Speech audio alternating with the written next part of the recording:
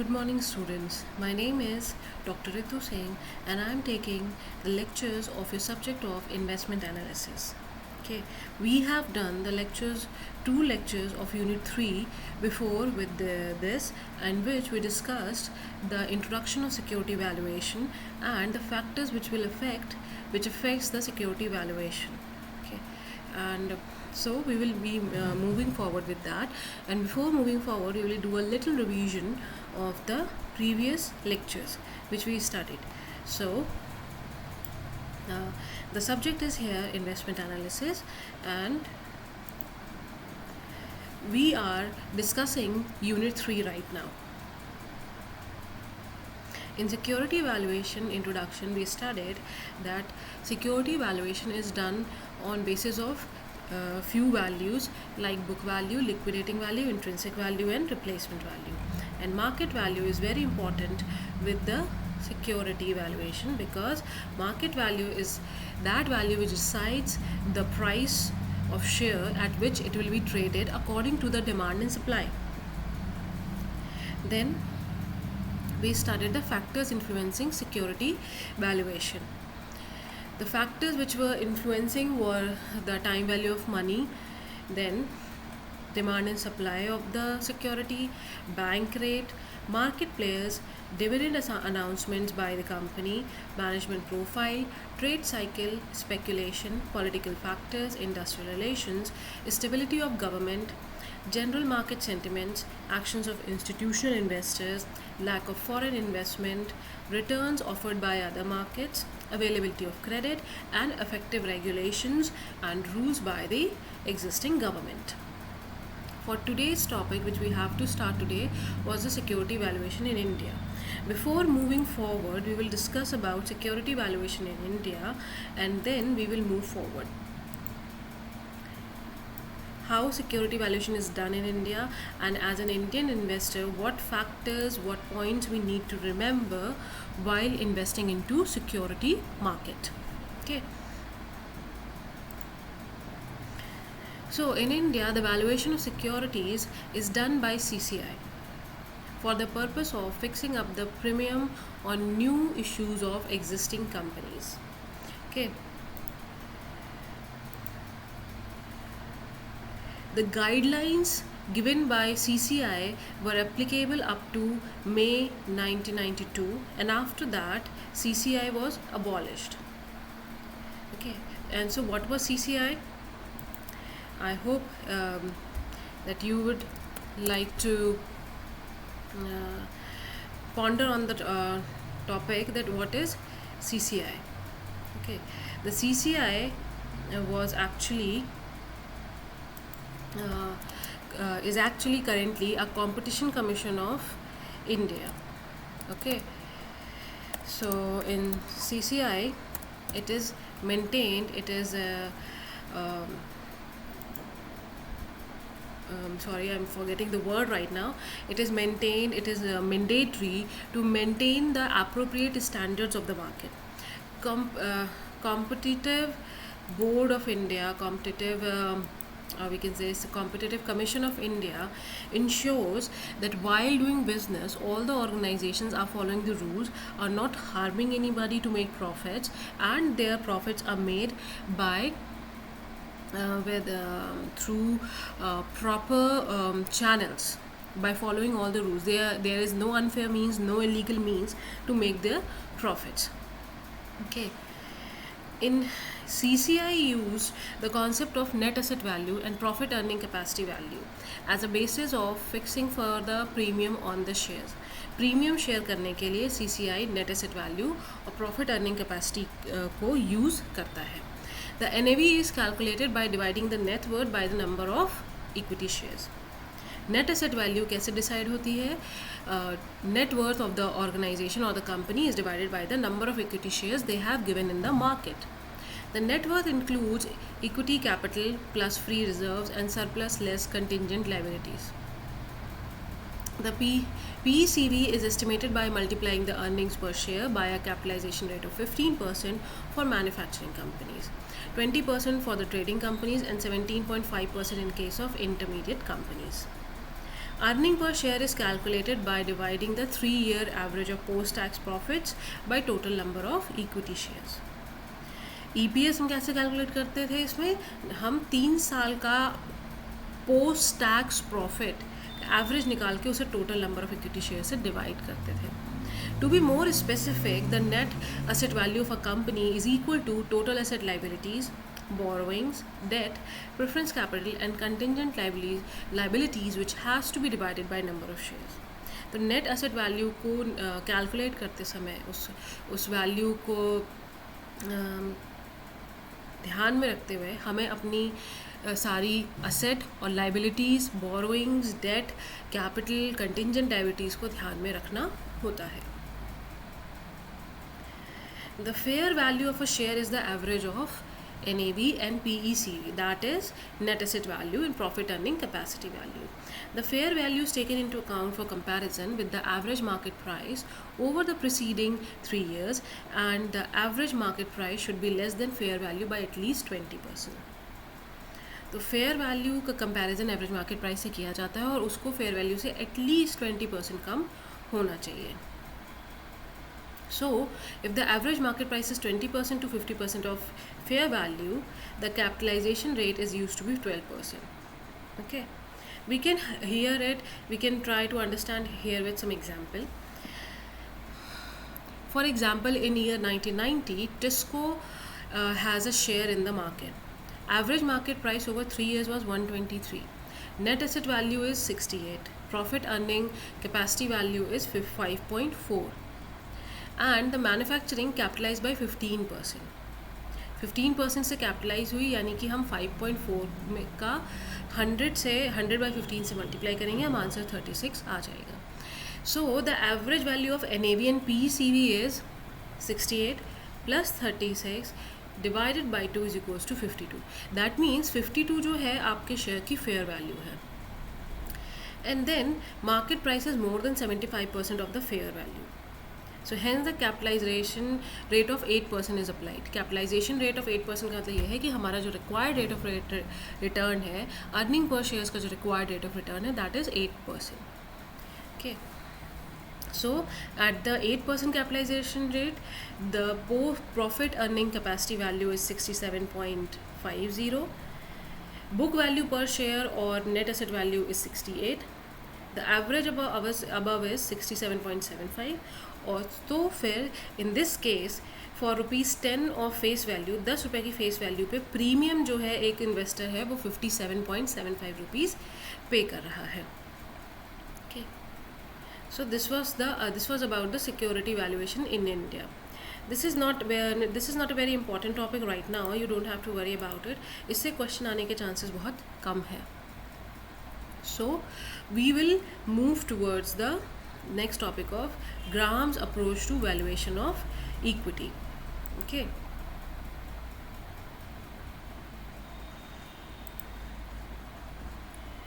so in Graham's approach of valuation of security, what we have to study is that in the book of security analysis of which was published first in 1934, Benjamin Graham and his associate David Dodd argued that future earning powers was the most important determinant of value of a stock. Benjamin Graham और David dot ने ये argue किया है, ये अपना argument further रखा है कि फ्यूचर अर्निंग पावर जो है, किसी भी स्टॉक की फ्यूचर अर्निंग पावर डिसाइड करती है कि उसकी वैल्यू मार्केट में क्या होगी. The original approach of identifying the under valued stock is to find out the present value of forecasted dividends. किसी भी अंडर वैल्यूड स्टॉक की प्रेजेंट वैल्यू से हम उसके फोरकास्टेड डिविडेंड निकाल के हम उसकी एक्चुअल वैल्यू कैलकुलेट कर सकते हैं. If the current market price is lower, it is under valued. अगर करेंट मार्केट प्राइस लो आती है तो अंडर वैल्यूड है. And alternatively the analyst can also determine the discount rate that makes the present value of forecast dividends equal to the current market price of the stock. So if the rate, that is the internal rate of return or discount rate of return, is more than the required rate of return, then the stock is underpriced. तो अगर required rate of return के comparison में आपका internal rate of return कम है मतलब sorry, अगर आपके required rate of return के केस के कंपैरिजन में आपका इंटरनल रेट ऑफ रिटर्न ज़्यादा है तो आपका स्टॉक अंडर प्राइस्ड रहेगा. So, Graham and Dodd had argued that each dollar of dividend is worth fourth time as much as $1 of retained earnings. Okay, gram and dividend का ये कहना था कि $1 का जो डिविडेंड हम देते हैं, $1 का डिविडेंड $4 के रिटेन्ड अर्निंग के बराबर है. When you give $1 of dividend, it equals to the $4 of retained earning, according to their original book, which was published in 1934. But subsequent studies were made. तब आगे जाके ग्राम found out that reward and risk for financial data analysis says yes or no, and on the basis of these answers they decided to locate undervalued stocks to buy and overvalued stocks to sell. तो अपनी further studies के basis पे Graham ने ये decide किया, ये चीज़ maintain की that we should buy undervalued stocks and sell overvalued stocks. Undervalued stocks हमें ख़रीदने चाहिए, जब वो अंडरवैल्यूड हो तब उन्हें ख़रीदना चाहिए, और जब वो ओवर वैल्यू हो जाए तो हमें उन्हें सेल आउट कर देना चाहिए. ओके, सच रेडीमेड फार्मूलाज और questions are now out of favor due to various empirical studies which showed that earning models are as good as or better than dividend models. तो शुरू में अभी मतलब after 1934, after so many decades, उसके कई decade बाद भी ये चीज़, इस चीज़ पे फोकस रहा कि डिविडेंड देना ज़्यादा बेटर है rather than keeping retained earnings. Okay, but जब फर्दर स्टडी की गई तो उसमें ये पाया गया कि retained earnings is also good for the organisation. Retained earnings can also help with the common stock valuation, and one unique formula is not justifiable. Different conditions में डिफरेंट फार्मूलाज लग सकते हैं, different scopes and different variety of solutions apply हो सकते हैं. तो इतनी सारी स्टडीज़ के बाद और अपडेट होते होते, अमेंड होते होते, फाइनली हमारे पास क्या आया? Constant growth model. Finally we received constant growth model which is also called Gordon growth model, and it is a way of valuing stock. Stock को वैल्यू करने का तरीका है. It assumes that a company dividends are going to continue to rise at constant growth indefinitely. ये Gordon growth model जो है, इसका assumption ये कहता है कि जो आपकी कंपनी के डिविडेंड्स हैं वो कांस्टेंट ग्रोथ रेट के साथ हर साल बढ़ते रहेंगे और इनडेफिनिट पीरियड तक, परपेचुअल टाइम पीरियड तक बढ़ेंगे. You can use that assumption to figure out what fair price is to pay for the stock based on those future dividend payments. Okay, तो आप इस बेसिस पे, इस जानकारी के बेसिस पे, इस इंफॉर्मेशन के बेसिस पे आप डिसाइड कर सकते हैं कि आपके स्टॉक का फेयर प्राइस फ्यूचर में क्या हो सकता है और आपको क्या डिविडेंड पेमेंट्स मिल सकती हैं. अगर आपको प्रॉपर एक कांस्टेंट ग्रोथ रेट अवेलेबल है, you are aware of that growth rate for your security. Okay. The constant growth formula is relatively straightforward for estimating a good price for stock based on future dividends. The constant growth formula, जो constant growth model जो है, या जिसे हम Gordon growth model भी कहते हैं, ये एक बहुत ही अच्छा तरीका है आपके स्टॉक की प्राइसिंग करने का based on future dividends. But we also have to remember that it is extremely unlikely that company will truly continue to pay rising dividends forever. यहाँ पे कंडीशंस लग जाती है, अनलाइकली कंडीशन लग जाती है कि कोई कंपनी अपने डिविडेंड्स को कॉन्टीन्यूसली इंक्रीजिंग रेट पे करती रहेगी. हो सकता है कभी किसी कंपनी के पास, कभी किसी कंपनी के टाइम में लॉस अकर हो और वो अपना डिविडेंड रेज ना कर पाए. Okay, so we study about the dividend and stock price here.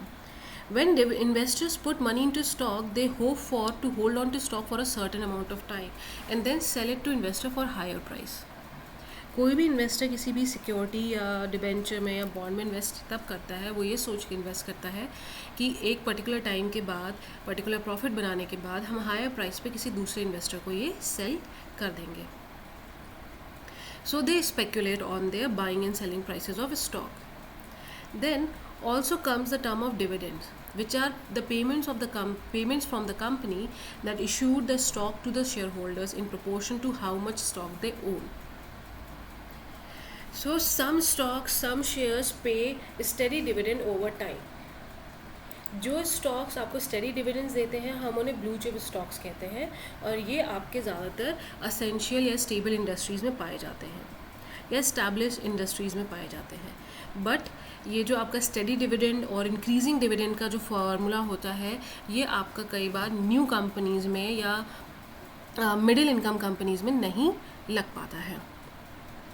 कुछ स्टॉक्स ऐसे भी होते हैं, नई कंपनी के स्टॉक्स ऐसे होते हैं जो बिल्कुल न्यूली फॉर्म कंपनीज़ हैं. अगर हम अपने ई कॉमर्स सेक्टर की बात करें, कुछ स्टॉक्स ऐसे होते हैं जो बिल्कुल भी डिविडेंड्स पे नहीं करते हैं क्योंकि वो एक्सपेंशन कर रहे हैं अपने बिजनेस का. तो उस केस में वो अपने शेयर होल्डर्स को डिविडेंड पे नहीं कर पाते हैं. वो शेयर होल्डर्स के डिविडेंड को बेट करते हैं अपने बिगर पे ऑफ के लिए ऑन लेटर पीरियड. तो इफ़ कंपनीज़, अगर उस समय कंपनीज़ डिलीजेंटली ऑनेस्टली वर्क कर रही होती हैं, तो कई बार वो फ्यूचर में एक काफ़ी बड़ा पे ऑफ देते हैं अपने शेयर होल्डर्स को. And if they are not working properly then they might lose the money of shareholders also. So going further with the constant growth model, that for a company that pays out a steadily rising dividend, you can estimate the value of a stock with a formula that assumes constant growing payout. Okay, so which is responsible for the stock value. Constant growth model या Gordon growth model इस चीज़ को assume करता है कि अगर constant growth हो रही है कंपनी में, कंपनी का एक्सपेंशन हो रहा है, उसकी सेल्स इंक्रीज़ हो रही है, उसके प्रॉफिट इंक्रीज़ हो रहे हैं, तो एक ग्रोथ रेट अप्लाई होता है, कांस्टेंट ग्रोथ रेट अप्लाई होता है, और उसके बेसिस पे प्राइस ऑफ सिक्योरिटी डिसाइड होती है. ओके, फॉर्मूला इसके लिए क्या रहता है? Formula is P is equals to D divided by R minus G. So here you can see the formula also. P is equals to D divided by R minus G, where P is the current price, ये current price है आपके share का. D is the next dividend to pay, अगला dividend जो देने वाली है company उसको. G is the expected growth rate, एक ग्रोथ रेट है जो कंपनी एक्सपेक्ट कर रही है कि वो हर साल 5%, 6% या 8% के रेट से बढ़ेगी. And R is the required rate of return for the company, company को कितना रिक्वायर्ड रेट देना है. तो ये जो रिक्वायर्ड रेट ऑफ रिटर्न है, it is the minimum return on their investment that investors will accept to own the stocks. Required rate of return एक ऐसी वैल्यू है जो कि कंपनी को अपने इन्वेस्टर्स को बतानी पड़ती है. रिक्वायर्ड रेट ऑफ रिटर्न के बेसिस पे ही इन्वेस्टर इन्वेस्ट करता है किसी भी स्टॉक या सिक्योरिटी में.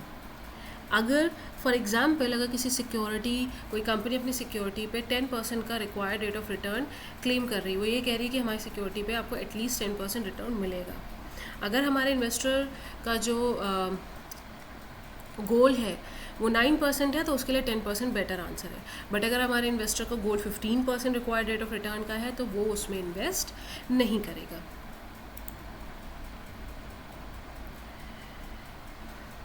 So here there is another example. Consider a company pays rupees $5 dividend per share and requires a 10% rate of return from investor. And we can see that dividend grows at 5% per year. So a fair price which will come under this model will be 100 per share. इस case में जब आप share की current price calculate करेंगे तो 5 will be the next dividend, 10% हमारा required rate of return है और 5% हमारा ग्रोथ रेट है. उस केस में आपकी जो शेयर की वैल्यू है, प्राइस है, दैट विल बी $100 पर शेयर. एट हायर प्राइस, अगर इससे ज़्यादा प्राइस अगर कोट करेंगे तो इन्वेस्टर्स को अपना डिज़ायर्ड रेट ऑफ रिटर्न नहीं मिलेगा, वो स्टॉक्स को सेल कर देंगे और प्राइस लोअर कर देंगे. लोअर प्राइस पे उन्हें बार्गेन करने को मिलेगा और उनको higher required rate of return मिलेगा. So why we use the Gordon growth model. If you have an estimate of the required rate of return and the growth rate on the dividend, which you can usually calculate based on recent past dividends, um, you can estimate a fair price to pay for the stock. Sorry. So in theory, if we want to buy a stock, if the price is below the level, then and sell it if you own it and well above the price. Okay.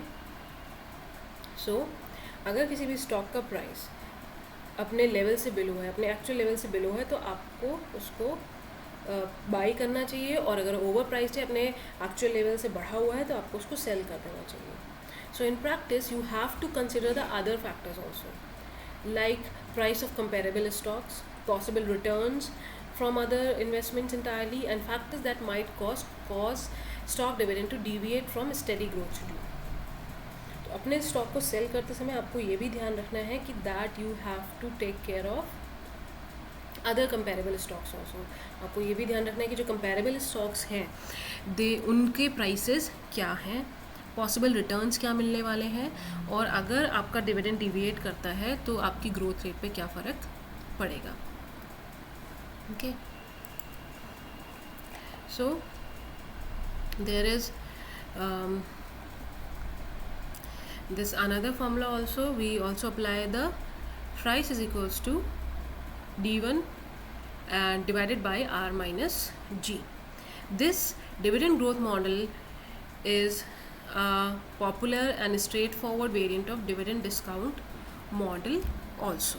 Okay, so this was about Gordon growth model.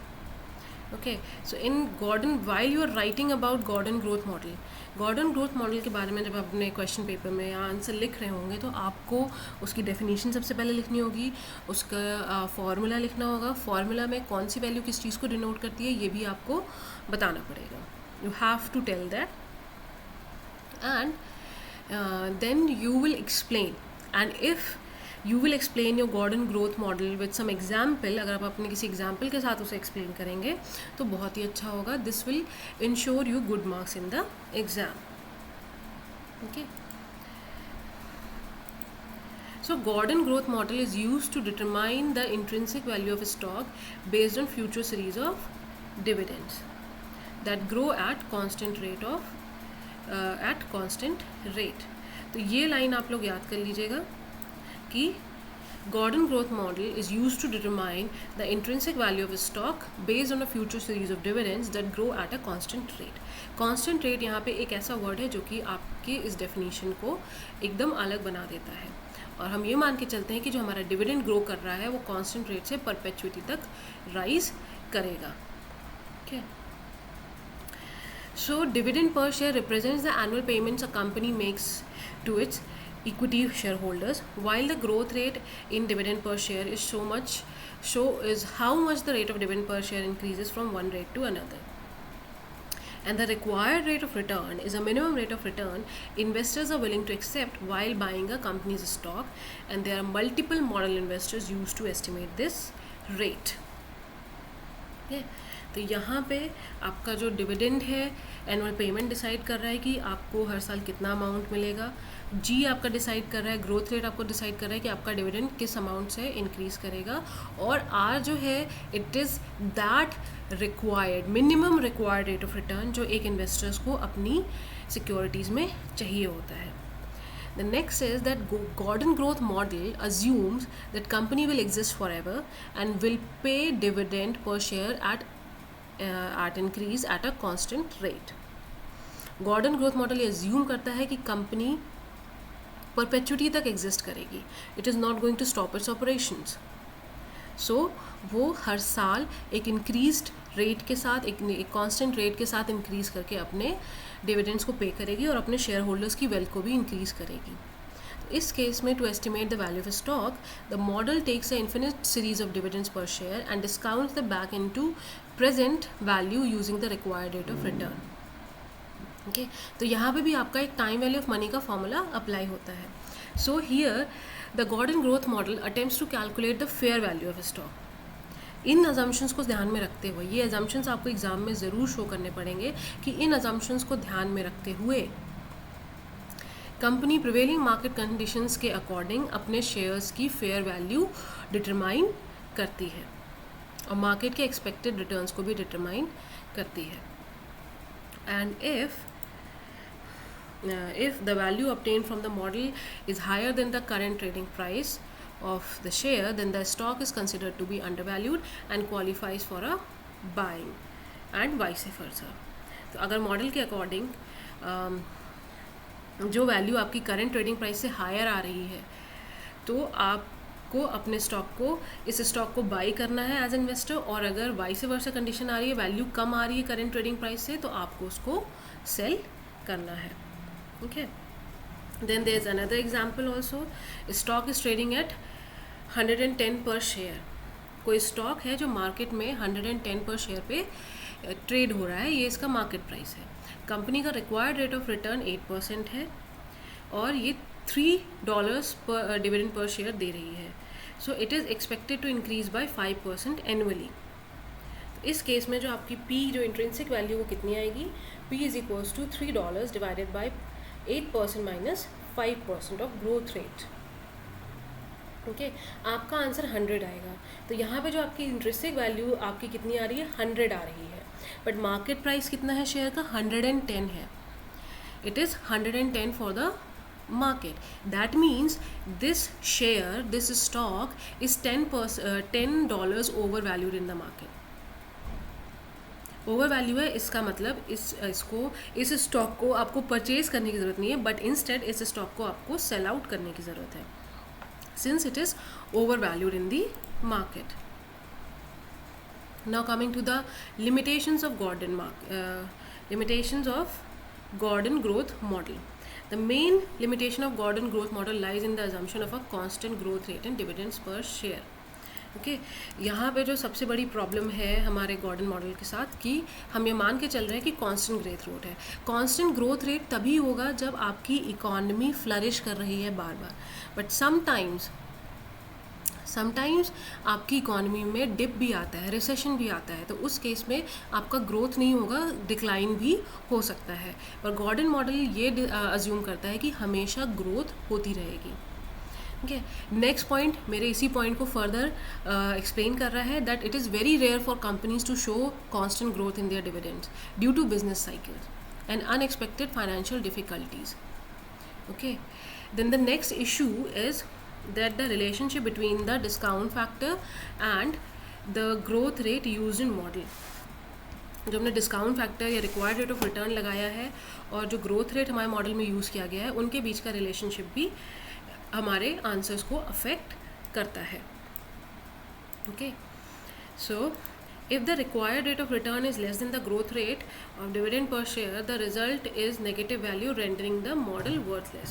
अब ये कह रहा है कि अगर जो हमारा required rate of return है, जो आर की वैल्यू है, हमारे ग्रोथ रेट से कम हो जाती है, तो फिर हमारा आंसर नेगेटिव में चला जाएगा और वो जो वैल्यू आएगी वो हमारे किसी यूज़ की नहीं रहेगी और मॉडल हमारा काम नहीं करेगा.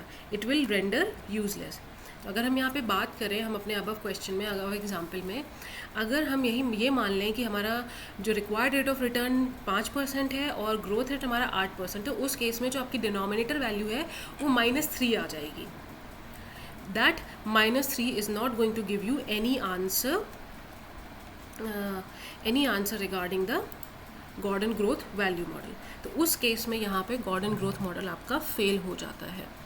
So this was all about the Gordon growth model in today's class. Gordon growth model का formula हमेशा याद रखिएगा, that value of the stock or share, the price of share is equals to dividend divided by R minus G, where R is the equity capital rate or required rate of return and G is the constant growth rate. Okay, इसकी limitations क्या है? अगर आपका growth rate required rate of return से ज़्यादा हो जाता है तो आपका आंसर नेगेटिव में आने लगेगा, which will not be useful.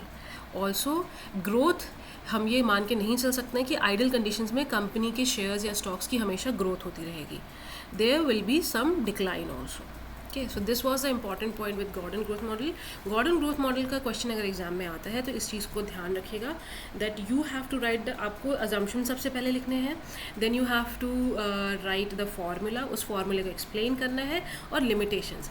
Assumptions, formula और लिमिटेशंस, ये 3 पॉइंट्स आपको ज़रूर लिखने हैं अगर एग्जाम में आपका गॉर्डन ग्रोथ मॉडल पे क्वेश्चन आ रहा है.